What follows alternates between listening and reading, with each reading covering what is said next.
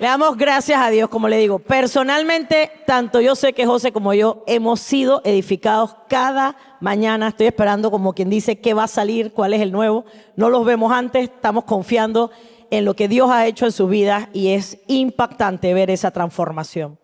Eso lo vale todo, como lo cantábamos en antes. Vale gastarnos la vida en ver la transformación de la gente. Y bueno, hoy tenemos a dos invitados de lujo. Queremos darle un gran aplauso a Julio y Carlos Aldana. Julio y Carlos son hermanos, mayor y menor. Parece mayor y menor, pero no, es mayor y menor. Son de Guatemala, son jovencitos, allá donde usted los ve, y son parte de la Red Unge. Sus padres son apóstoles también del equipo, y qué emoción, qué alegría escucharlos en antes. No hay tanta vida para tanta cosa, ¿verdad? Tan chiquitos y saben tanto y han expresado también a Cristo de una manera que de verdad nos dejó impactados. Así que sin más, los dejo con los hermanitos Aldana. Bendiciones. Buenas tardes. Para mí es un privilegio poder estar aquí con ustedes nuevamente. Estuvimos el año pasado en la PET y entonces es una alegría poder volver a verlos a ustedes. Quiero que reciban un caluroso abrazo también de mis papás, que les mandan un saludo. Y bueno, a mí me invitaron a saludar, pero para que sepan, va a ser un saludo muy corto porque mi hermano habla mucho. Entonces él es el que va a predicar el día de hoy y yo sé que ya a ustedes ya les miro cara de hambre, entonces hay que apurarnos. Efesios 4:22 dice lo siguiente: en cuanto a la pasada manera de vivir, despojaos del viejo hombre que está viciado conforme a los deseos engañosos. Y dice el 23, y renovaos en el espíritu de vuestra mente. Y el 24, y vestidos del nuevo hombre creado según Dios en la justicia y santidad de la verdad. Creo que este es un versículo o una serie de versículos que todo el mundo se conoce, pero hay algo muy importante y es de que la palabra no está aquí para que solo la conozcamos, no está aquí para que solo sea un concepto más, sino que es para que realmente se transforme en una vida dentro de nosotros. Y entonces, como iglesia, como cuerpo de Cristo, tenemos que mudar nuestra manera de pensar, no solo para saber hablar más elocuentemente, no solo para tener una manera nueva de pensar, sino que nuestra vida sea un reflejo de esto nuevo que estamos aprendiendo, de esta nueva manera de pensar. Como ustedes saben, como pensamos es como actuamos. Entonces los motivo a que el día de hoy, después de lo que va a predicar mi hermano, recalculemos y miremos cómo hemos estado actuando, ¿verdad? Tomemos y encarnemos esta palabra de renovar el espíritu de nuestro pensamiento, renovar esta naturaleza que se nos ha sido dada por medio de la cruz de Jesucristo.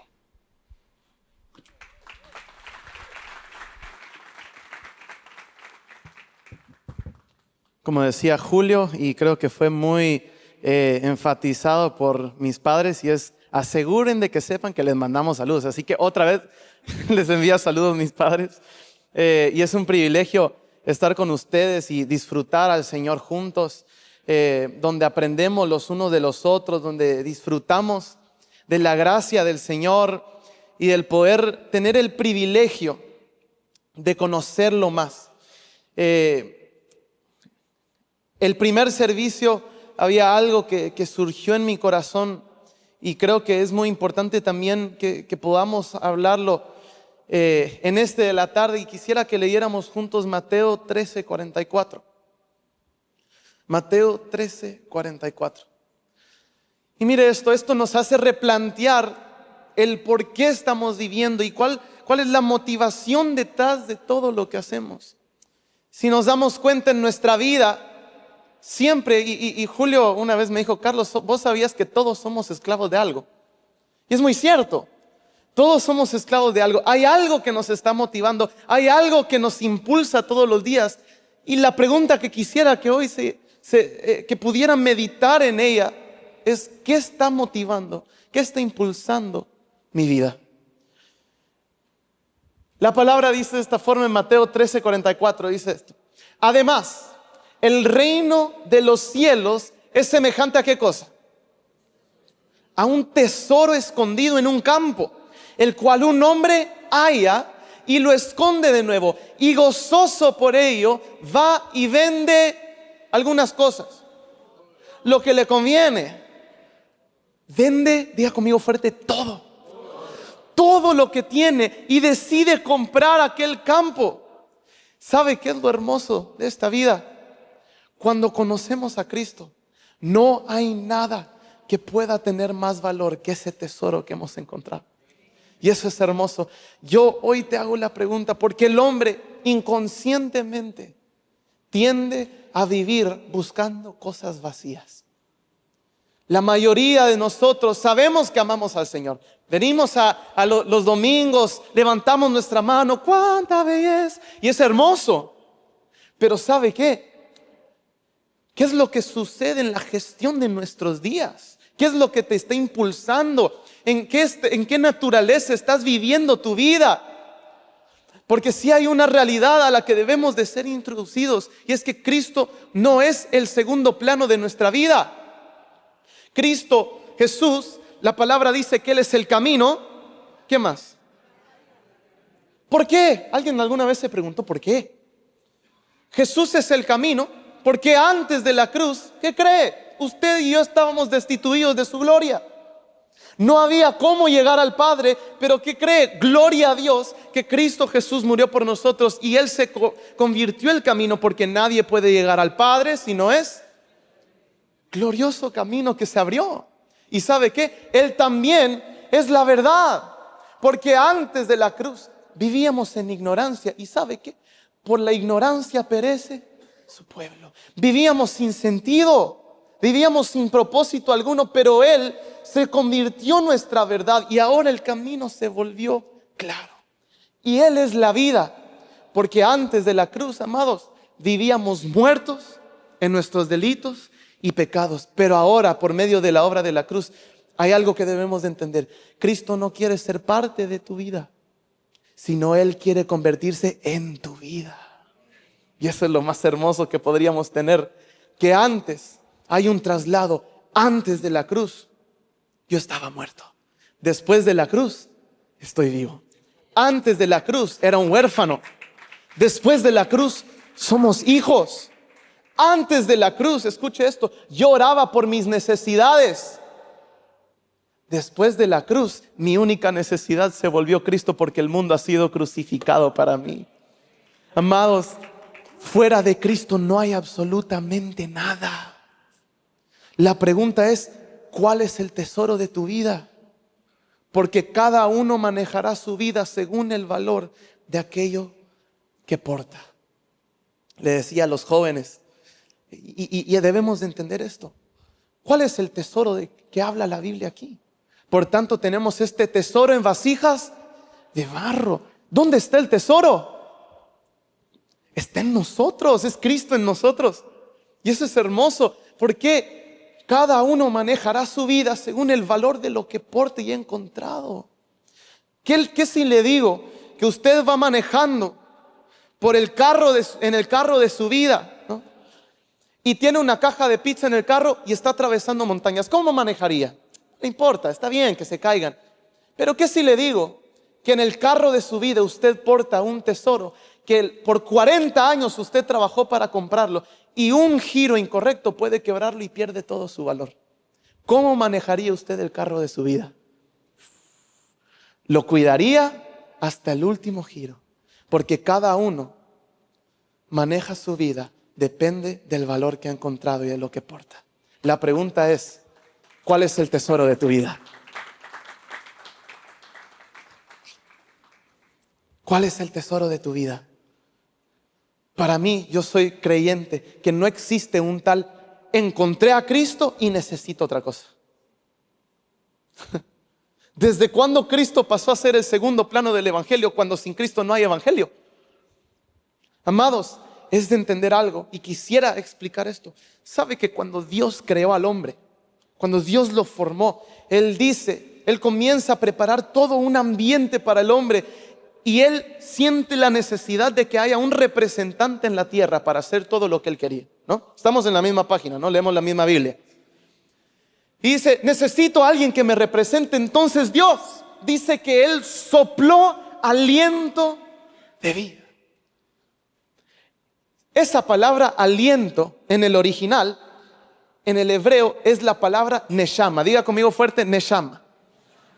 ¿Qué significa neshama? Ya sabe un poquito más de hebreo. Mire qué predicona. Mire esto. En hebreo, el original de esa palabra significa que Dios sopló inspiración divina y fue el hombre alma viviente. Imagínese que para Dios el único filtro por el cual tenía que juzgar toda la vida era por la misma inspiración divina de Dios. ¿Y qué es lo más lindo? Dios siempre desde su intención original gobierna por medio del alimento. ¿Qué es la instrucción que Dios le da al hombre? De todo árbol podrás comer, menos del árbol del conocimiento ¿de qué? Porque el día que comas de este fruto, ciertamente, mire, esto es hermoso. El día que comas de este fruto, ¿qué le estaba diciendo Dios al hombre? El día que te alimentes de otra cosa que no soy yo, ya no me serás funcional. Oh, mire eso. Eso es increíble. El día que te alimentes de otra cosa ya no serás funcional para mí. ¿Y qué sucedió cuando el hombre come de ese fruto? La sabiduría humana, el conocimiento del bien y del mal, como bien decía mi hermano, ¿qué es lo que está? La mente natural está viciada con deseos engañosos. ¿Por qué es necesario renovar nuestra mente? Porque antes de la cruz todos nacimos con una naturaleza que no puede discernir lo que Dios ve, que piensa diferente de lo que Dios piensa. Y entonces el hombre filtra toda su vida a través de lo que le conviene a él. Por eso, mire, hemos leído los versos, ¿no? Todo obra para bien. Pero hemos tergiversado un poquito ese asunto, ¿no? Porque ¿qué es bien según Dios? ¿No? ¿Qué es bien según Dios? Yo le hago una pregunta y contésteme con todo pulmón, por favor. Para Dios, Pablo en la cárcel, ¿era bueno o malo? ¿Y para el hombre? Oye, que no. Para un hombre carnal no podría ser bueno. Pero sabe que aunque Pablo estaba físicamente en la cárcel, en la prisión, esa conciencia no lo gobernaba. Y entonces aún, ¿sabe qué es un hombre que dejó de vivir por su propia justicia y ahora vive para el Señor? ¿Qué sucede? Nunca he escuchado su canción derriba cadenas, ¿no? Como Pablo y Silas ahí, ¿no? Tu canción rompe todas las cadenas. ¿Sabe qué? Esa es una gran mentira. Tu adoración no puede romper nada. La cruz fue la que rompió toda cadena y vivimos en libertad. Y eso es glorioso. ¿Por qué? No hay cadenas que te puedan condenar, no hay cosa que te pueda arrastrar, porque Cristo por medio de la cruz te hizo libre. ¿Qué sucede cuando Pablo y Silas comienzan a cantar y a proclamar a Cristo? Y las cadenas se rompieron y las prisiones se abrieron. ¿Usted cree que Pablo salió corriendo y buscó lo que le convenía? ¿Sabe qué es lo primero que hizo Pablo? Se quedó. Porque no estamos buscando que Dios obre para mí, nosotros estamos buscando servir y obrar para Dios. Cambia la ecuación totalmente. Por eso el viejo hombre, toda su vida la ve a través de este filtro corrupto, viciado en deseos engañosos. Si me conviene, es bueno. Si no me conviene, es malo. Pero estoy seguro, amados, y deseo que esto sea una realidad en nosotros. Mientras más conozcamos al Señor, todo lo que antes era ganancia, tiene que volverse pérdida. El reino de Dios, en el reino de Dios aprendemos a perder para ganar. Este reino no es comida ni bebida, no es algo que se pueda agarrar, no es algo que se pueda ver. Jesús cuando vino a la tierra dijo, el reino está entre ustedes. Porque cuando hablaba del reino, Él no estaba hablando de algo, Él estaba hablando de sí mismo. Por tanto, amados, nosotros portando un reino inconmovible. ¿Por qué? Mire, esto es increíble. ¿Por qué dice que es un reino inconmovible? Yo le voy a hacer una pregunta a ver si me puede contestar bien. ¿Qué es lo que Dios nos llamó a buscar primeramente? El reino de Dios. Y quisiera que tenga este contexto. Cuando la palabra nos habla del reino de Dios, no nos habla de algo, sino nos habla de su vida como gobierno en nosotros. Buscad primeramente su vida como gobierno en ustedes, y todas las cosas os serán añadidas. ¿Cuál es el foco de atención entonces del nuevo hombre recreado según Dios? El reino, Cristo en nosotros. ¿Y sabe qué? El resto de las cosas comienzan a ponerse en orden. El reino no es algo, el reino es alguien.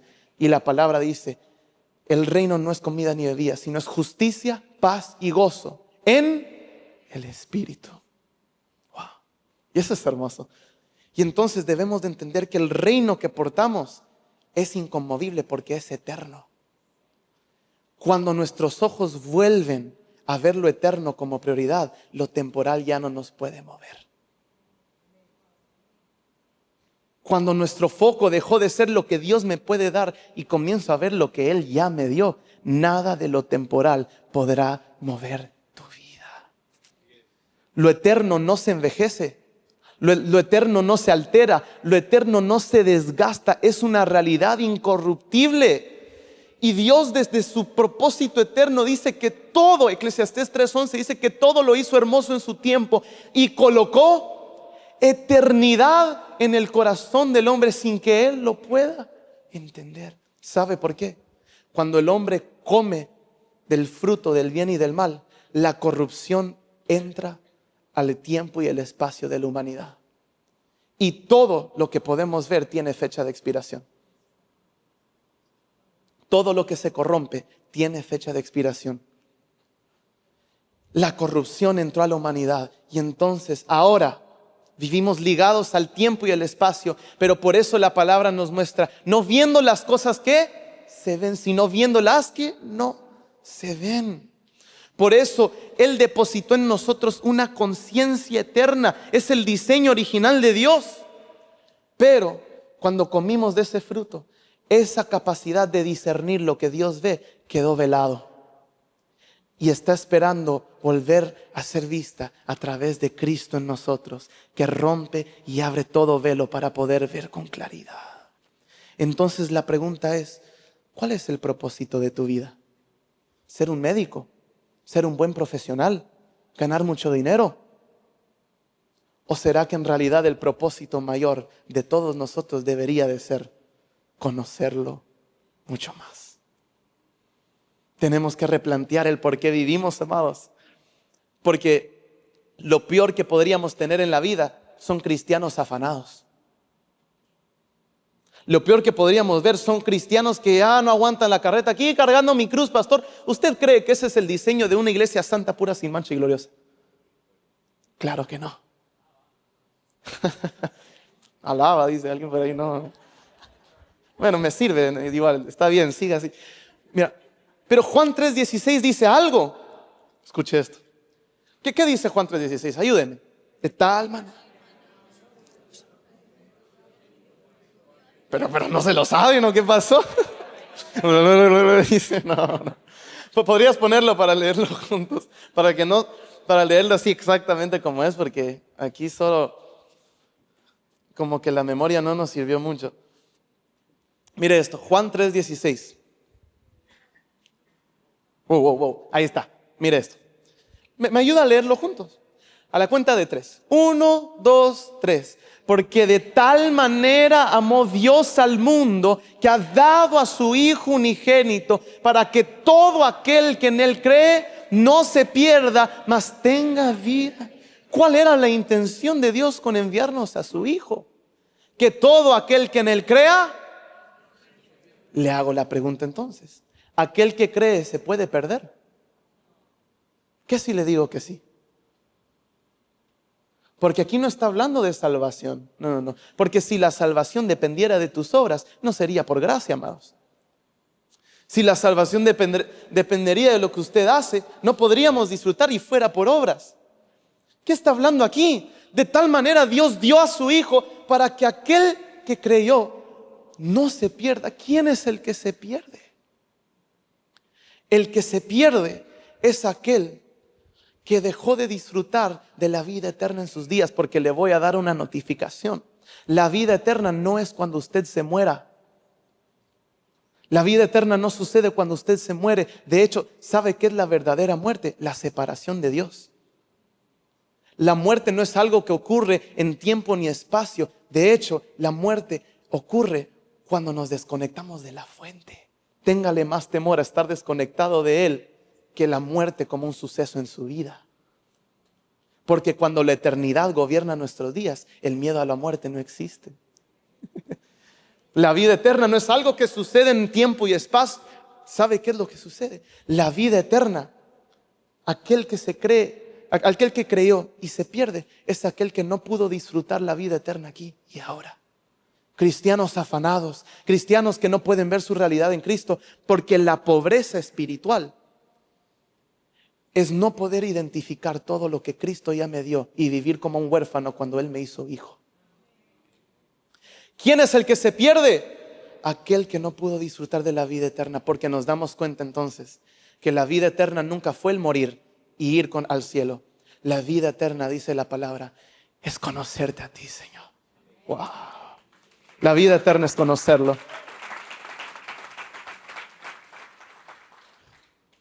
Y entonces, amados, ¿qué sucede? El que se pierde es el que dejó de conocerlo. Y conocerlo no es venir a un culto. Las puertas del culto, una buena alabanza nunca transformó a nadie. Lo único que te puede hacer libre es conocer un concepto. No, es conocer la persona, la verdad en mí que me hace libre. Libre del afán, libre del temor, libre de mí mismo. Porque la verdad no me deja quieto. La verdad viene y rompe todas las estructuras para que pueda disfrutar de una vida eterna aquí en la tierra. Donde nada de lo temporal, por mal que pueda ser, Pablo decía, este cuerpo externo se está desgastando, pero el ser interior se renueva día con día. Qué hermoso, ¿no? Y mire lo que dice después.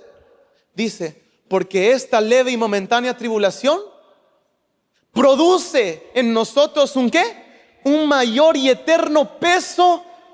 ¿Por cuántos años vivimos pidiéndole al Señor salir de procesos por los cuales Él quería darse a conocer a nosotros? Y pensábamos que la gloria estaba en salir del proceso. ¿Cuál es la verdadera gloria? Y vimos su gloria. Gloria como la del unigénito, lleno de gracia. Amados, la gloria no está en salir de un proceso. La gloria para nosotros es Cristo como nuestra vida. Es conocerlo más. Porque podemos salir de un proceso, pero tener que repetirlo porque Él no se formó.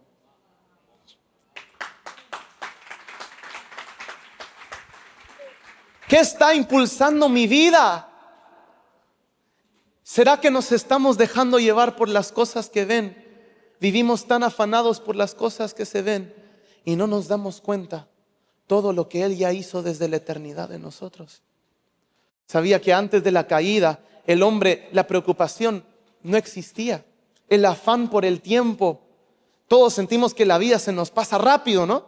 El afán por el tiempo no existía. Ellos participaban de una vida eterna, comunión eterna y la óptica eterna. Pero cuando el pecado entró a la humanidad, la corrupción introdujo un nuevo principio. Todo lo que se desconecta de lo eterno comienza a morir. La muerte no es un evento. Por eso la paga del pecado es porque lo temporal nunca podrá sostener la vida del eterno en nosotros. Amados, por eso, mire, y si esto pega un poquito cerca, pues solo sepa que es en amor. Pero la eternidad al hombre lo gobernaba desde adentro. El hombre no conocía la ansiedad, la prisa, la escasez. No, Dios no preparó esos sentimientos para él. Pero cuando el hombre cae, tiene temor al paso del tiempo que lleva a su muerte. Tiene temor a perder. ¿Y sabe qué es lo que sucede con mucha gente que logra con su esfuerzo tener dinero? Su peor temor es perderlo. Teme no alcanzar vive sin identidad, vive afanado por lo que se ve y vive sin conciencia de lo que no se ve.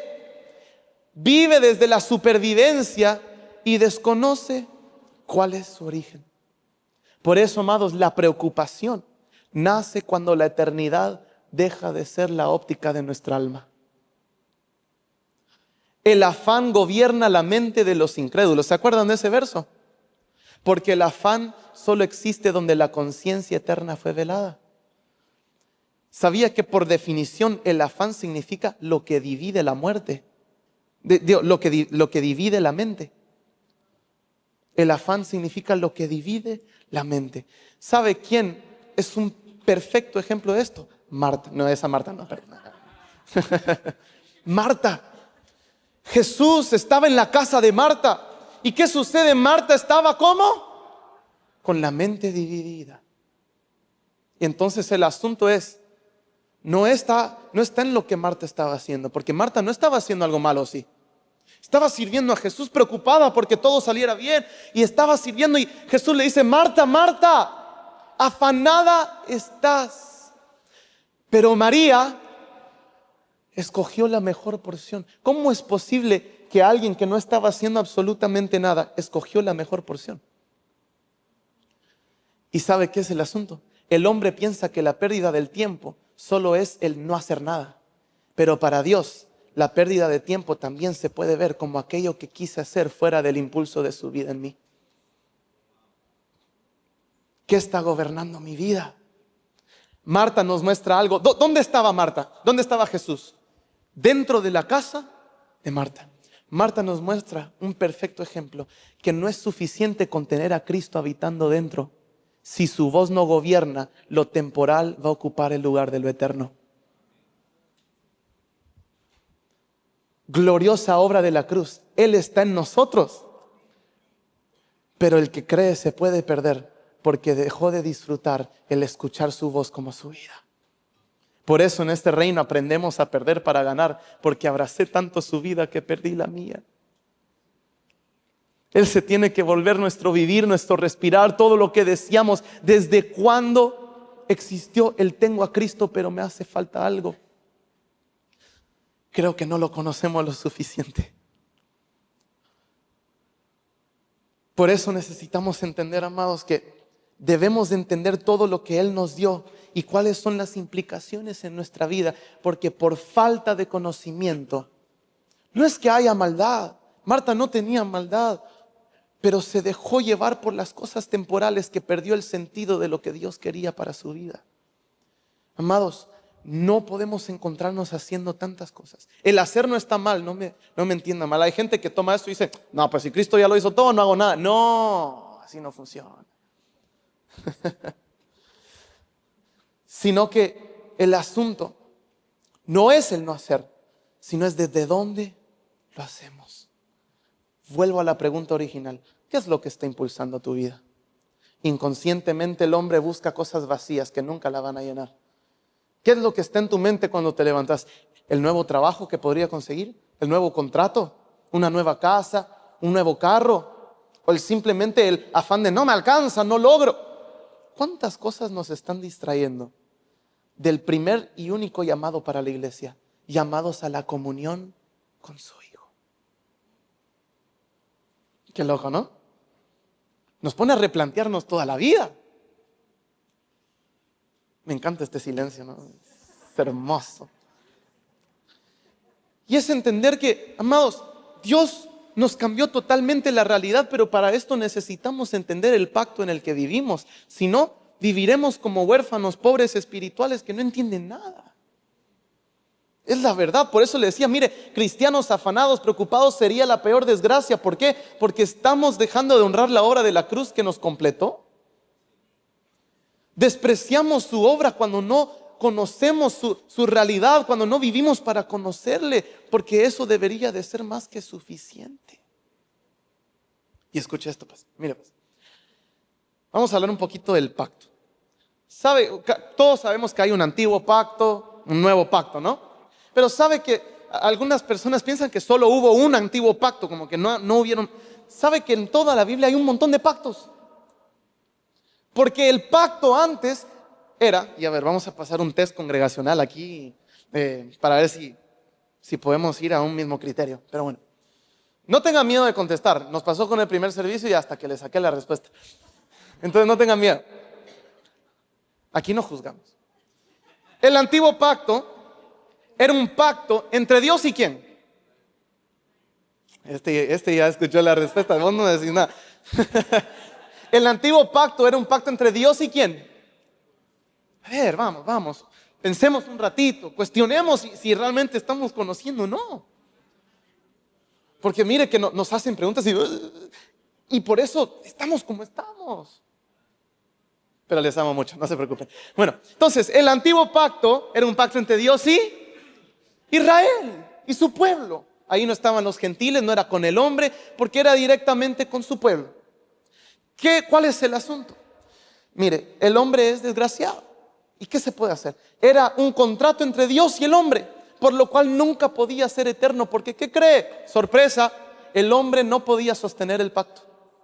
El hombre siempre terminaba quebrantando el contrato entre Dios y el hombre. Y entonces por eso existe el pacto con Noé, ¿no?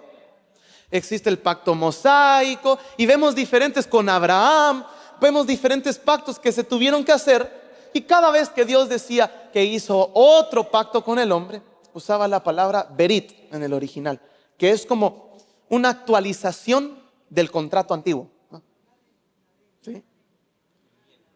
Sí, ahí está. Ahora me gusta que participen, está bonito así.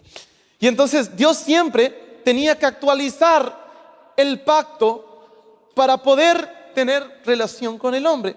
Pero, mire, esto es hermoso. Dios, por medio de la obra de la cruz, nos cambió totalmente la realidad con esto. El nuevo pacto, que en realidad es eterno, pero por medio de Cristo fue introducido en el tiempo. Escuche esto. El nuevo pacto que es eterno, que fue hecho, porque sabe que Jesús en la conversación eterna con el Padre, Él ya se había inmolado desde la eternidad. Imagínense eso es una locura. Cuando Dios estaba creando al hombre, dice, hagamos. Ahí habían tres, ¿no? Y en el consejo de Dios ahí estaban hablando, y Dios dice, yo necesito a alguien, porque sabían que el hombre iba a fallar. Entonces Jesús dice, yo me inmolo desde ya. Y el pacto fue eterno, introducido en la humanidad por medio de Cristo Jesús.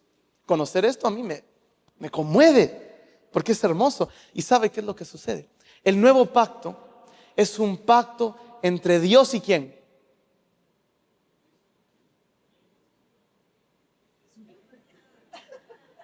No. A ver. El nuevo pacto es un pacto entre Dios y... Vamos a intentar una vez más. Y usted solo cuando lo pregunte, lance su respuesta y no importa si está bueno o mal. El nuevo pacto es un pacto entre Dios y... Ok, hay una variedad de pensamiento aquí. ¿Sabe que el nuevo pacto es un pacto entre Dios y su Hijo? Porque nadie puede llegar al Padre si no es por el Hijo. Entonces, gloria a Dios que no es con usted. Dele gracias a Dios, porque si no, no pudiera ser eterno. Gloria a Dios que no depende de mi fidelidad. Este pacto en el que vivimos depende de la fidelidad del Hijo, y ahí estamos incluidos nosotros. Por eso nadie se puede creer merecedor. Y ahí es donde tenemos que caer en la realidad. ¿Cuándo hemos puesto a Jesús y al Padre como deudor nuestro? Señor, si tú me das, yo te voy a servir. Negociando con Dios cuando no entendemos que si estamos aquí es por su gracia. No participamos de este pacto porque hayamos venido a los cultos todos los días. Participamos porque alguien murió. Y eso nos cambia la realidad entera. Por eso, por falta del conocimiento, perece su pueblo, porque si no lo conozco, nunca podré dar mi vida por él. Por eso, mientras los discípulos estaban con Jesús y lo conocían de una forma conceptual, nunca pudieron dar su vida por él. Los discípulos estaban a la par del maestro y comenzaban a preguntar de todas las cosas. Pero ¿sabe cuál era la desgracia del pacto anterior?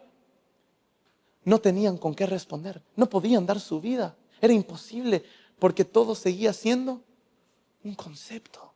Le hago la pregunta, vamos a hacer otra trivia aquí. ¿Jesús tuvo que morir para perdonar tus pecados? ¿Sí o no? No. ¿Qué si le digo que no? De hecho, vemos varias veces cuando Jesús dice, tus pecados te han sido perdonados, toma tu lecho y no peques más. Él no tuvo que morir para perdonarte. Pero ¿cuál era la desgracia de ese hombre? Seguía viviendo bajo un pacto donde él no habitaba. Entonces su naturaleza pecaminosa lo llevaría a tener que participar otra vez y que tuvieran que perdonarlo otra vez y otra vez y otra vez. Por eso los sacrificios en el antiguo pacto se repetían, porque el sistema podía cubrirlos, pero nunca tocó la raíz. Jesús no tuvo que perdonarte, no tuvo que morir para perdonarte, pero sí tuvo que morir para que juntamente con Él fuéramos sepultados y naciéramos a una nueva vida y una nueva realidad. Y eso nos cambia toda la vida. Eso nos cambia totalmente el parámetro por el cual vivimos. Porque antes de la cruz, ¿qué cree? La ley lo que hacía era domesticar una bestia que tenía que morir. Estamos juntos, ¿no? Una bestia que tenía que morir. Y daba este ejemplo al inicio que el apóstol Ben Paz, me encantó este ejemplo. Y él dice, ¿nunca han visto esos chihuahuas que los visten bien bonitos y todo? Perritos, no. Y los visten bien lindos. ¿Qué sucede con ese chihuahuita bien maquillado, bien lindo? Si se le atraviesa una ardilla, ese mini humano que tenía ahí, si no tiene correa, se va. ¿Por qué? Porque está en su naturaleza. Y eso es lo que sucedía en el antiguo pacto. Por eso el hombre no tenía con qué responder. Y cada intento de poder cumplir la ley mostraba la diferencia entre lo que Dios esperaba y lo que el hombre podía dar. Por eso, gloriosa obra de la cruz, por el cual estamos siendo incluidos por este pacto, porque es eterno y no depende de nosotros, depende de la fidelidad del Hijo. ¿Y qué tiene este pacto? Mire, este pacto es hermoso. La palabra dice, Cristo es el mediador de un mejor pacto establecido sobre mejores promesas. Él es el mediador de un nuevo pacto. Y cuando Él, en la cena del Señor, nos da una sola instrucción, que vamos a llegar a eso en un ratito. Dice, esta copa es el nuevo pacto, y nos muestra dónde está. Esta copa es el nuevo pacto en mi sangre. ¿Ok? Por eso la sangre no sella un contrato contigo, sino que te introduce a una relación que el Padre tiene con su Hijo. Por eso Cristo en nosotros, y ahora tiene todo sentido, ¿no? No es porque sea una esperanza futura, es que sin Él no teníamos esperanza de nada. Cristo en nosotros es la esperanza porque un nuevo día amaneció y ahora no estamos muertos, estamos vivos. Antes nos veíamos con necesidad de pelear por nuestro milagro, ¿no? Como vemos en la Biblia, cómo lo hacían. Moisés que pedía, Señor, muéstrame tu gloria, pero no estaba reservado para ellos. Imagínate que Moisés vio los milagros más grandes que cada uno de nosotros quisiéramos ver, y eso aún no fue suficiente. Esos hombres deseábamos lo que nosotros tenemos, y nosotros, teniendo todo, poco conocemos acerca de lo que Cristo nos dio. Muéstrame tu gloria. Por eso les dije, amados, la gloria no es salir de un proceso. La verdadera gloria está en conocerlo a Él. Y mire, es increíble porque este pacto en el cual vivimos, cuando vemos esa palabra, ya no es un contrato. Imagínense eso. Ya no es un contrato. Cuando Él dice que Él estableció un mejor pacto, un nuevo pacto basado en mejores promesas, ¿sabe qué significa esa palabra? Significa testamento. Este pacto no viene en forma de un contrato que usted tiene que cumplir. Este pacto, porque hubo alguien que cumplió la demanda, viene en forma de herencia. ¿Quiere leerlo juntos? Hebreos 9, 15 al 16. Mire esto. Esto le va a cambiar la vida. Literal, a mí me la cambió. Así que, por eso es mediador de un nuevo pacto. para que interviniendo muerte para la remisión de las transgresiones que había bajo ¿qué? El primer pacto, los llamados reciban la promesa de la herencia eterna. Verso 16, y mire, esto es hermoso. Porque donde hay testamento, es necesario que intervenga la muerte del testador. Amados, nosotros no tenemos una herencia ni todas las bendiciones espirituales porque usted fue un buen cristiano. Usted no hizo nada para merecerlo. Nosotros participamos de esta herencia eterna porque alguien murió por nosotros.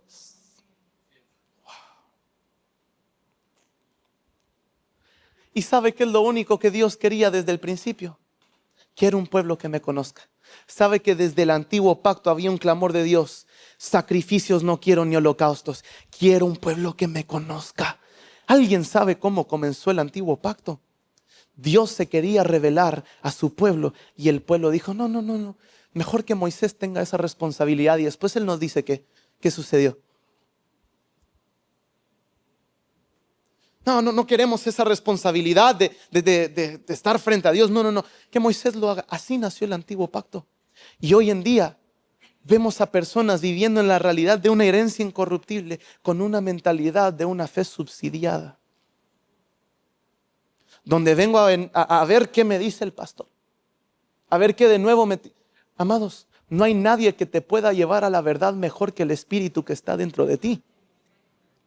El pastor y su predicación no te puede liberar. Lo que te puede hacer libre es rendir tu vida al Espíritu y Él comienza a hacer su obra en nosotros. No significa que no hay que honrar a los pastores. De hecho, entre más conozco al Señor, más me pongo a servicio de ellos. Más me dejo corregir porque aunque no sea agradable, decía Pablo, la disciplina produce en nosotros frutos de justicia.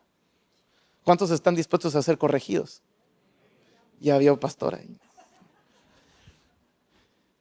Y por eso podrías buscar Efesios 1:11 para que nos demos cuenta de algo juntos. Mire esto, Efesios 1:11. Mire esto. Dice, en tu capacidad tuviste herencia. ¿A que no? Dice, en Él asimismo tuvimos herencia, habiendo sido predestinados conforme al propósito del que hace todas las cosas según el designio de su voluntad. Verso 12. A fin de que el hombre viva para sí mismo y sus necesidades.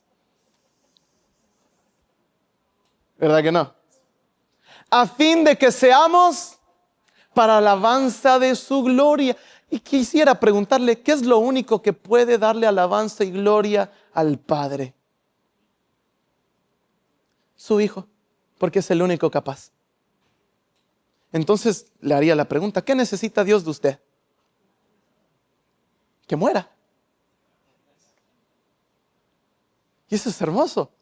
A fin de que seamos para alabanza de su gloria, porque ¿se acuerdan este verso que dice, este pueblo de labios me honra, mas su corazón está lejos de mí? ¿Qué es lo que necesita el Señor de nosotros?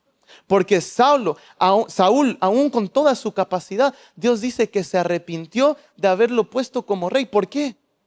Porque cuando Dios le da una instrucción exacta, Él decide hacerlo como Él creía.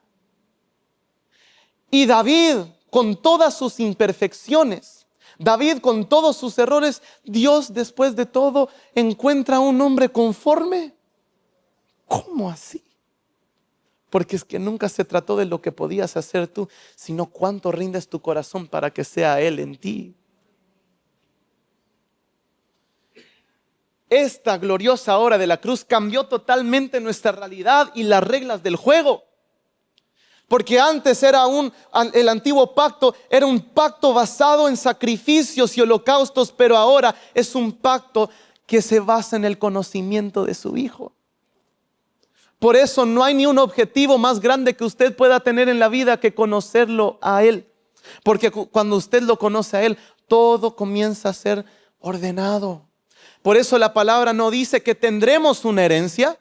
La palabra dice que en Él tuvimos herencia. Por eso, amados, el conocer la verdad te hace libre, porque antes tu mente vivía esclavizada. Pero ahora el Espíritu testifica a tu espíritu que somos hijos y tenemos herencia incorruptible. La verdad no te hace libre cambiando tu comportamiento, te hace libre cambiando tu identidad. Porque todo esto se trata de una naturaleza, haciendo Él en vosotros. ¿Cuál es la naturaleza de Dios? ¿Cómo la vivo? ¿Cómo te podría explicar algo que simplemente viene a través del conocerlo y perder lo mío? Porque le preguntaría, ¿quién le enseñó a usted a respirar? ¿Cómo le explico a un niño? Usted tiene que... No existe. ¿Quién le enseñó a usted a tener hambre? Y algunos tienen cara de hambre ya, pero... ¿Quién le enseñó a usted a tener hambre? Nadie. ¿Por qué? Está en su naturaleza. Y entonces, ¿cómo le explico usted tiene que hacer 5 pasos para vivir? No existe un tal 5 pasos para vivir una naturaleza. No existe un tal 5 pasos para agradar a Dios. En el antiguo pacto, claro que sí. Pero ahora, en este nuevo pacto que vivimos, lo único que Dios desea es conózcanme. Y todos los síntomas que querían resolver van a ser eliminados de raíz. El antiguo pacto me decía más sacrificio, más oración, más de todo, más disciplina espiritual, sin pensar en que convertimos la fe en un sistema de comportamiento. Dios no quiere cristianos bien comportados. Dios quiere hijos que se sepan amados y completos en Él. Dios no quiere cristianos bien comportados. Él necesita hijos que trabajen y que su vida se volvió su delicia. ¿Sabías que Dios no se mueve por tu necesidad?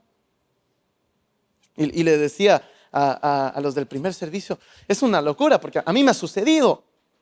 Mire que Dios no se mueve por nuestra necesidad. Él se mueve conforme a su propia necesidad. Y Él hará todo lo que Él quiera. Entonces, si el proceso es necesario para que lo conozcas, ¿cuál tiene que ser su reacción? Alaba. Gloria a Dios, porque todo está obrando para bien. Pero conforme vivamos rigiendo nuestra vida por lo que se ve, no lo podremos entender porque es locura. Para el hombre carnal esto es una locura, pero para nosotros el nuevo hombre espiritual encuentra el gozo en Él. Por eso hay personas que dicen, pero ¿cómo así que no? Dios no se mueve por mis necesidades, así que no tengo que orar por mi necesidad.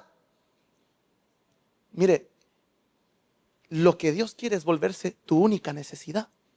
Porque la gente dice, no, pero a mí no me parece eso que dice el pastor, a mí me lo han dicho. Que yo le dije, porque una hasta me llegó a decir, ¿y dónde cae este verso? Que dice que Dios te dará todos los deseos de tu corazón. Yo le dije, pero lee la parte anterior. Aquellos que en su ley encuentran delicia. Es imposible que una persona que encontró en Cristo su delicia desear algo temporal.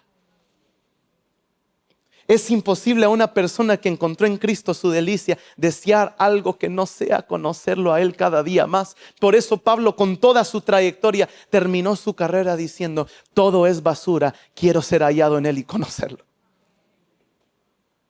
¿Qué está impulsando tu vida? ¿Podrías subir, Julio, para que la gente crea que vamos a terminar?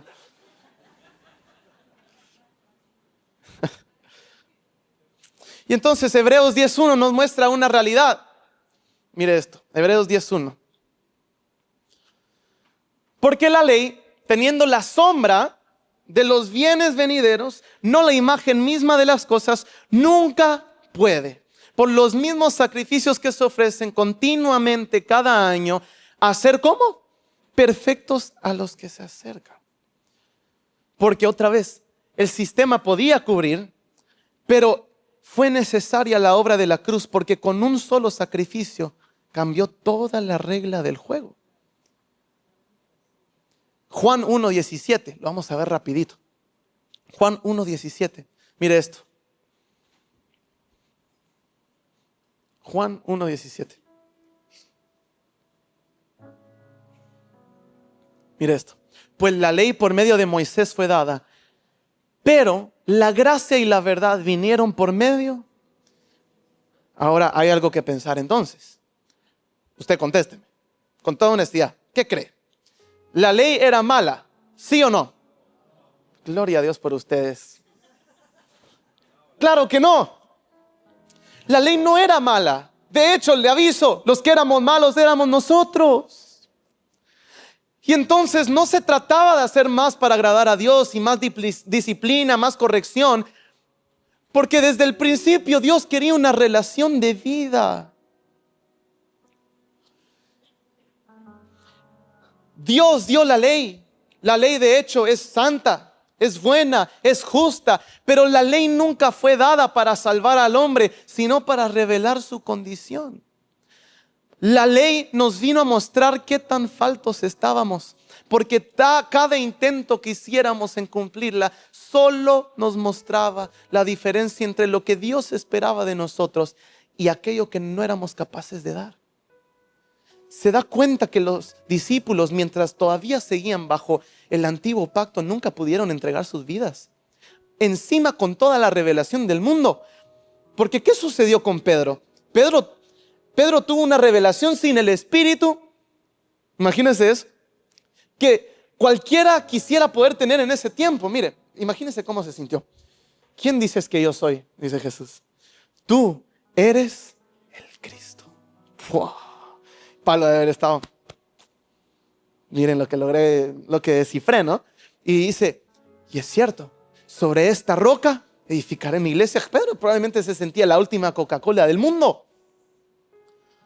Imagínense que después de severenda revelación lo encontramos operando desde una naturaleza corrupta y le dice a Jesús, Jesús, no te conviene ir a la cruz.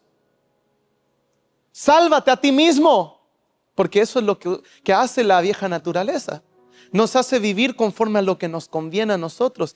Por eso los discípulos, mientras eran buenos aprendices, nunca pudieron dar su vida porque no tenían con qué responder. Tristemente Pedro, aunque logró ver eso, no había vivido la realidad de tener al Espíritu morando dentro. Y entonces Jesús rápido, mira, Jesús siempre, mira, le dice, apártate de mí. ¿Acaso Pedro era Satanás? No, le estaba hablando a su naturaleza. Le estaba hablando a su mente que es enemiga de Dios, porque me es necesario ir a la cruz. El viejo hombre siempre intenta justificarse a tal punto de que nunca llega a la cruz. Es que sí, pastor, pero sí, yo sé que hice algo, pero Dios, yo sé, pero la mujer que me diste. El viejo hombre no quiere ir a la cruz, aunque sepa hablar bien, aunque ame al Señor, porque el alma no gobernada puede amar al Señor, pero nunca podrá ir a la cruz si no es por el Espíritu. Y entonces Jesús le dice, les conviene que yo me vaya, porque cuando yo me vaya, ¿qué cree? Recibiréis, pero no es el poder pentecostal, no es un poder pentecostal. Poder para ser mis. ¿Qué es un testigo? No es un testigo de Jehová que va. ¿Ya conociste a Jesús? No. En ese tiempo, ser un testigo, ¿sabe qué era? Un mártir. Le estaba diciendo, el poder que yo te estoy dando a través del Espíritu no es para hacer más que para dar tu vida por mi causa.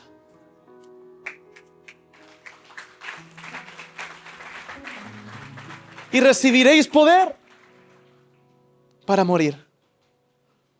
Pedro no tenía ese privilegio de vivir como nosotros vivíamos, pero sí encontramos una diferencia, y es que después de recibir al Espíritu, ¿qué cree? Al estar frente a la muerte, en Hechos 4:20 dicen, no podemos dejar de hablar aquello que hemos visto. Pero si habían visto a Jesús antes, es que no se trata de lo que podés ver con tus ojos naturales. Si no lo ves con los ojos del Espíritu, nunca podrá transformar tu vida. Volvamos a la vida del Espíritu, amados. Les conviene que yo me vaya. Y hermanos, ahí es donde entra la gracia. Les conviene que yo me vaya porque ya no serán ustedes, para que no tengan de qué jactarse. La ley no falló, claro que no. Solo el hombre no tenía con qué responder. La ley demandaba desde afuera lo que el hombre no podía producir por dentro. Y ahí es donde entra la gracia de Dios, no como un permiso para pecar. Claro que no, hemos entendido muy mal, ¿no? La gracia no entra como un permiso para pecar, sino como la respuesta de Dios a la incapacidad del hombre. La gracia no vino a bajar el estándar. De hecho, cuando Jesús dijo, aún nos puso la cosa más dura, porque ya no era solo el hacer el acto, sino en pensarlo. Pero la ley la gracia no vino a bajar el estándar, vino a impartir la vida que cumple el estándar. Qué hermoso, ¿no? Por eso la persona que no vive para conocerlo nunca podrá disfrutar de la obra de la gracia y vivirá toda su vida viendo qué Dios puede hacer por él sin darse cuenta de todo lo que Dios ya hizo. ¿Cuántas veces hemos estado más interesados en lo que Dios nos puede dar sin darnos cuenta de todo lo que Él ya hizo y que es suficiente para nosotros? Por eso el padre tiene que corregir al hijo. Yo no sé cuál fue peor, si el hijo pródigo o el hijo que se quedó, ¿no? Porque ¿sabe qué es lo que sucede? En nuestra vida muchas veces vivimos comparándonos con los demás. Vivimos pensando en, es que aquel no entiendo cómo avanza. No entiendo cómo le sale el negocio y a mí nada. O también a las personas que son muy capaces y hábiles. Lo que logré, ¿no? En mi fuerza. Lo que hice. Y siempre se jacta de aquello que había hecho, ¿no? Y Dios estableció algo y por eso, mire, esto es hermoso. La única medida que podemos usar para ver cuál es el éxito de nuestra vida es Cristo. Cristo es la medida. Porque cuando nos medimos con Cristo, no hay nadie que pueda creerse suficiente. Cuando te mides con Cristo, te das cuenta lo miserable que sos. Cuando te mides con Cristo, te das cuenta todo lo que te falta.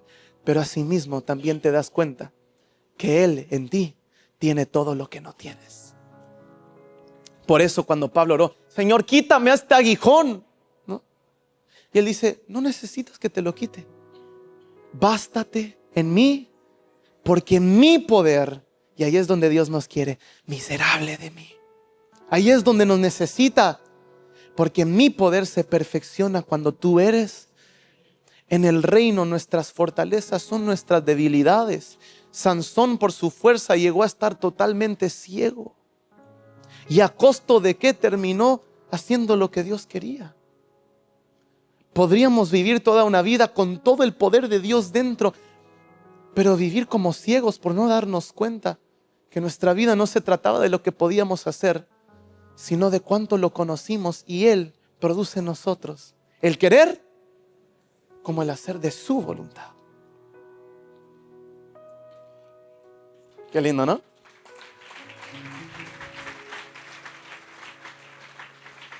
Es increíble porque la ley establecía límites externos para contener el desorden interno del hombre.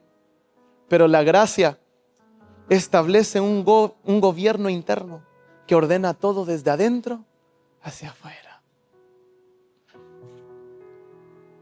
La ley siempre exigía sacrificios repetidos, pero la gracia descansa en una obra consumada. Porque cuando Él dijo, consumado es, fuimos hechos completos, reconciliados, libertados, introducidos a una nueva vida. Por eso, amados, a los que estamos en Cristo, todo es hecho, pero hay un proceso. Dejando atrás. Hay personas que quieren vivir el todo nuevo en Cristo, pero no quieren soltarlo de atrás. Pero a medida que soltamos nuestra vida y abrazamos su vida, comenzamos a estimar lo que antes era ganancia como pérdida. Su gracia, amados, es más que suficiente. Su gracia es todo lo que necesitamos. De hecho, después de la obra de la cruz, el Padre nos introduce a una realidad donde debían de estar puestos nuestros ojos el resto de nuestra vida. ¿Le parece si lo leemos juntos en Santiago 1, 25? Hoy sí están pero al toque los de media. Se merecen unos tacos. Santiago 1:25. Dice, mas el que mira, ¿cómo? En la perfecta ley. ¿Quién es la perfecta ley? Es Cristo. La de la libertad. Y persevera. No te permitas perseverar en cosas que Dios no te llamó a hacer. No permitas. Por eso la palabra dice que Él guarda en completa paz cuyos pensamientos. Por eso la paz no es un sentimiento. La paz ocurre cuando Él gobierna y comienza a ordenar todo desde adentro hacia afuera. Entonces la coherencia solo será una consecuencia de mi vida. La santidad solo será una consecuencia de mi vida. Lo que proclamamos pierde sentido cuando la gente no ve en nosotros aquello que decíamos decir. Por eso, amados, es más fácil pedirle a Dios que resuelva tu salud que aprender a comer bien. Es más fácil pedirle a Dios que resuelva tus finanzas que aprender a ser un buen administrador de todo lo que te dio. Dios nos envió como buenos administradores. Hay personas que alteran el orden porque Dios, el Dios de paz, nos santifica. Y dice, ¿sabe qué es lo más lindo? No siendo oidores, ¿cómo? Sino hacedores de la obra. Este será. Usted quiere ser bienaventurado en todo lo que haga. ¿Sí? Entonces necesita hacer una cosa. Ponga sus ojos en Cristo. ¿Y qué es poner nuestros ojos en Cristo? Algunos cuando estamos en la alabanza nos decimos, ponga sus ojos en Cristo, mírenlo a Él y miramos el techo. Como que lo vamos a encontrar ahí en el techo. No, Él no está en el techo. ¿Cristo está dónde? ¿Y el Espíritu nos lleva a dónde? A la verdad. ¿Y quién es la verdad? Cristo. Por eso el orden intrínseco de la vida de Dios es espíritu, alma y cuerpo. Todo lo que quiera comenzar por un alma no gobernada, fuera de la vida del espíritu. Mire, el hombre de doble ánimo es inconstante. ¿Alguna vez ha intentado hacer algo y nunca lo logró terminar? Bueno, le voy a dar una noticia. No fue el impulso de su espíritu, porque Él no termina a media las cosas. Descuidamos en algún momento la vida del espíritu, porque todo lo que comienza por el espíritu desciende al alma, gobierna todos los sentimientos que Él no nos llamó a tener. ¿Y qué cree? El cuerpo es el eslabón final, donde es la manifestación de un hombre coherente para su gloria. El mundo no será transformado por una iglesia que sepa hablar bonito. El mundo no será transformado por una iglesia que aprendió un discurso evangélico, mas su vida está vacía de Él. El mundo será transformado cuando hayan hijos que manifiesten la vida que portan.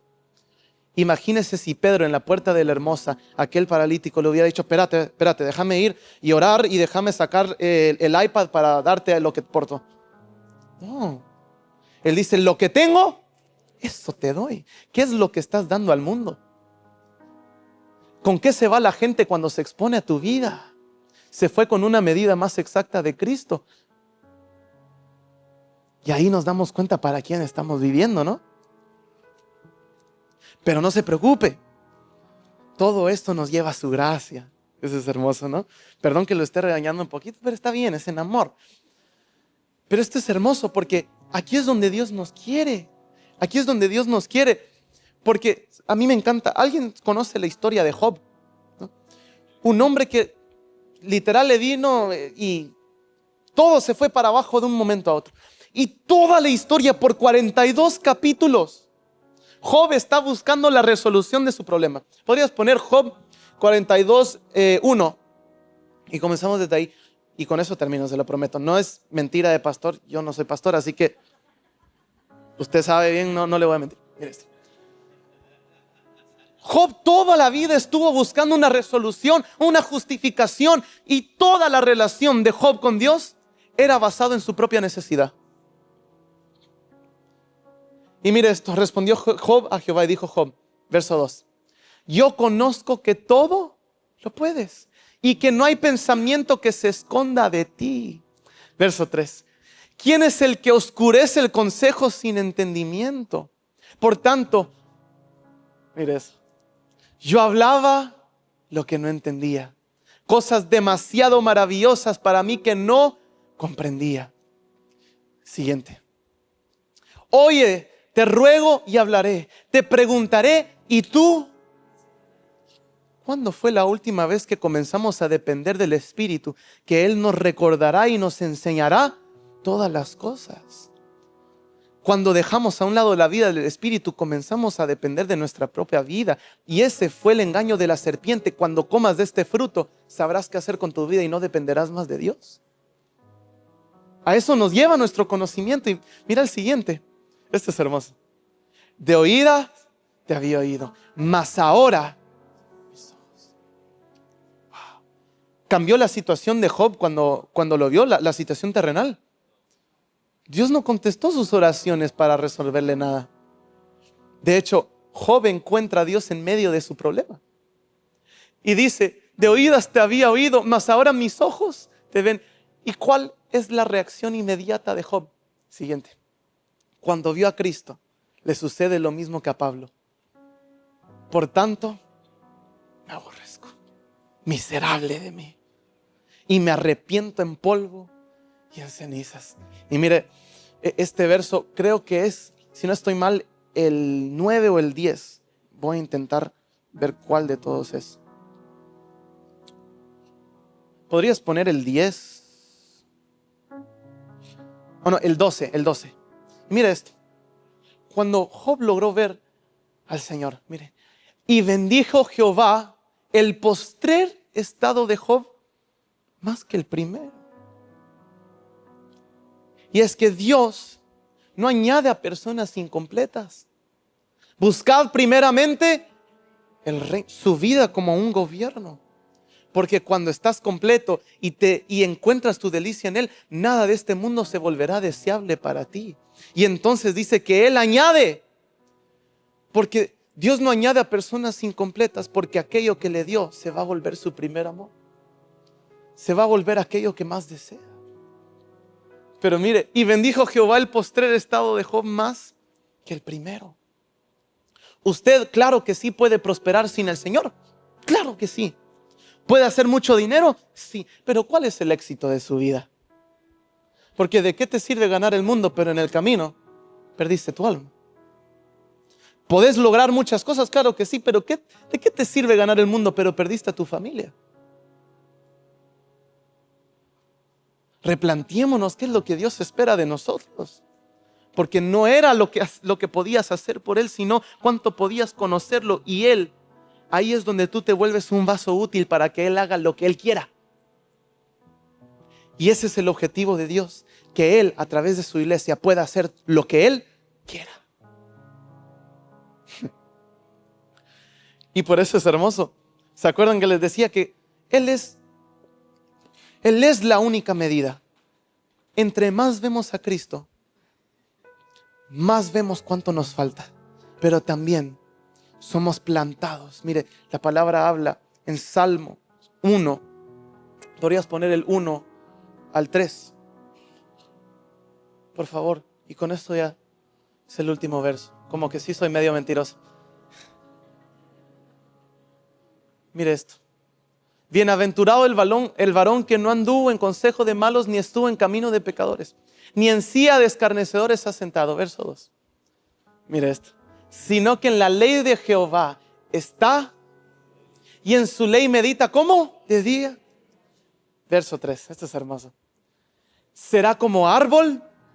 La traducción original no es plantado, sino es trasplantado. Porque antes de conocerlo a Él, estábamos en un suelo seco, donde no podía crecer la vida. Pero cuando Él comienza a ser la prioridad y lo único en mi vida, somos un árbol trasplantado de la muerte a la vida, junto a corrientes de aguas, que da su fruto en su tiempo. Y su hoja, esa palabra cae, significa seca, no se seca. ¿Y sabe qué es lo primero que Pablo le decía? Amado mío, deseo, mira esto. Espérame, tengo que encontrar el verso porque es muy importante. No quiero parafrasear.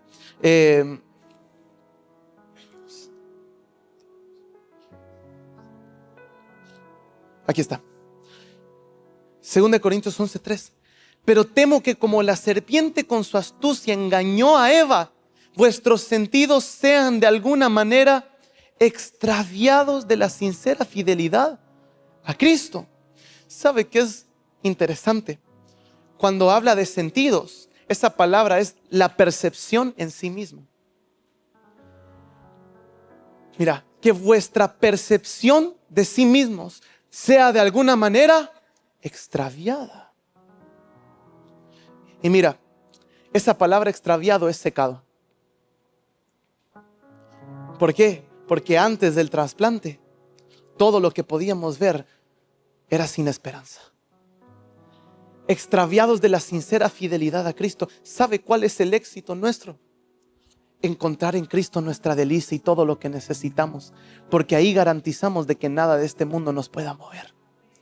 Ruego que su percepción en sí misma no sea extraviada. ¿Sabe por qué? Todo el día hay un mundo queriendo decirte que no es suficiente. Todo el día hay un mundo queriendo decirte que necesitas alcanzar otra cosa para completarte. Todo el día hay un mundo queriéndote conformar. ¿Y sabe qué es lo más hermoso? Necesita también ver personas que se alimentan todos los días de Cristo, para que nada de este mundo pueda extraviar, para ver cómo Dios ve. Podrían ponerse de pie. Mira esto. Hoy el Señor nos está trayendo a su mesa. Esto es lindo. ¿Se acuerdan que hablábamos acerca de la mesa del Señor y cómo Él comenzó a repartir el pan? Hizo, esta es la sangre del pacto, ¿no? ¿Sabe qué es lo más hermoso? Por medio de este nuevo pacto, el Señor nos introduce a Él de una forma. Nos llama a su mesa para participar del pan y de la copa. ¿Cuál es el llamado del Señor a nosotros todos los días de nuestra vida? Sentarnos a su mesa. Y el sentarse a la mesa no es un llamado a hacer más cosas. Claro que no. El llamado a sentarse a la mesa, de hecho, el Padre mismo reparte el pan, reparte la copa, nos provee de todo y solo nos da una instrucción para nuestra vida. Hagan esto en memoria de mí.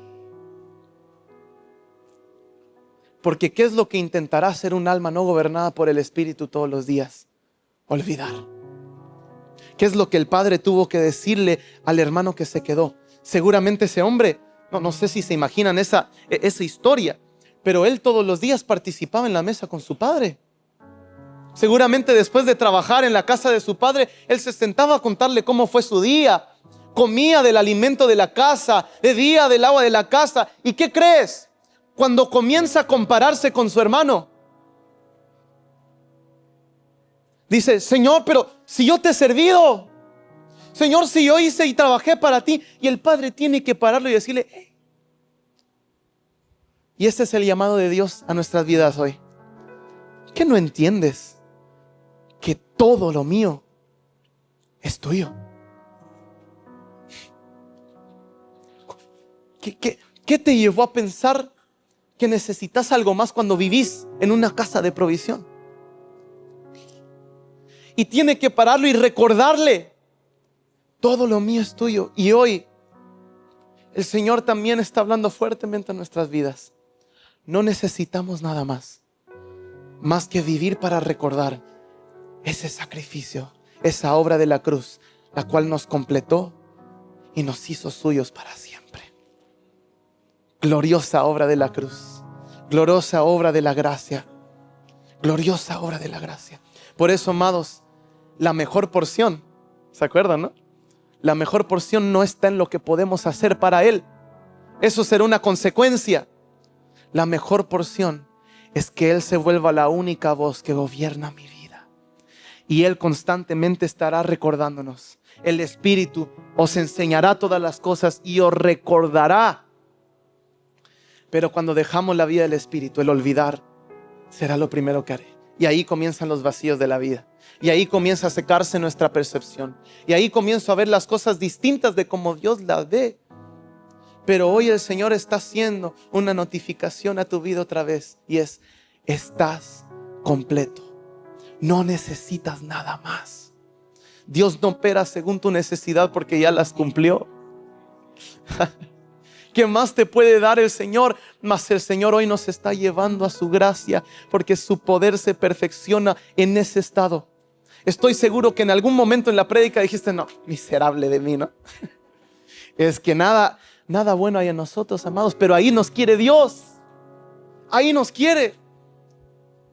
Y en este estado, en este reconocimiento de ver todo lo que Él es y todo lo que no podría dar, ahí nos desea el Señor para que en medio de eso veamos cómo su gracia opera y nos lleva a lugares donde nunca imaginamos fueran posibles. Porque la verdadera prosperidad, dice Juan 6, deseo que seas prosperado, así como prospera tu alma. Dios hoy quiere prosperar, ¿no lo creen? Pero quiere prosperar nuestro entendimiento. Quiere prosperar nuestro entendimiento, porque si no lo conocemos será imposible dar nuestra vida. Pero hoy la oración es: abre nuestros ojos. Podrías decirlo: Señor, abre nuestros ojos para verte. Señor, abre nuestros ojos para disfrutar de la obra de la gracia todos los días. Señor, hoy te pido por cada uno de mis hermanos que nos saques de los conceptos y nos puedas introducir a la belleza de tu vida. Señor, sácanos de un evangelio conceptual, porque hoy queremos verte no solo como una adición a nuestra vida, queremos morir en el proceso para que te vuelvas nuestra vida. Por eso Pablo, aunque trabajó más que todos, aunque persiguió la iglesia, él pudo decir: nada comenzó en mí, ahora soy lo que soy por su gracia. Puedes levantar tus manos y disfrutar eso. Somos lo que somos por su gracia, por su gracia, por su gracia, por su gracia. Y creo firmemente que hoy aquella frialdad que había comenzado en el corazón, hoy comienza a arder. Hoy comienza a arder. No descuides el don de Dios. Que no se apague el fuego del don de Dios en nosotros. ¿Cuándo fue la última vez que toda tu vida se trató de Él? ¿Cuándo fue la última vez que decidiste vivir no como un concepto, sino como tu respirar, tu realidad? Pero Él hoy se está dando a conocer, porque donde hay hambre está su provisión. Amados, la mesa está servida, la mesa está servida, hay un banquete preparado. Solo es necesario comer por el Espíritu. Y hoy, Señor, nos entregamos a tu vida, rendimos nuestra vida, y ahí Él comienza a revelarse, comienza a revelarse. Gracias por escuchar este mensaje. Estamos muy contentos de que estés aquí, y si Dios habla a tu vida, por favor escribe aquí abajo en los comentarios. También puedes seguirnos en todas nuestras redes sociales con @CFVidaNueva, Instagram, TikTok. Queremos que seas parte de esta comunidad de creyentes que cada día crece más y que seguimos unidos esperando cada una de las promesas y la herencia que tenemos en el Señor. Hasta la próxima. Que Dios te bendiga.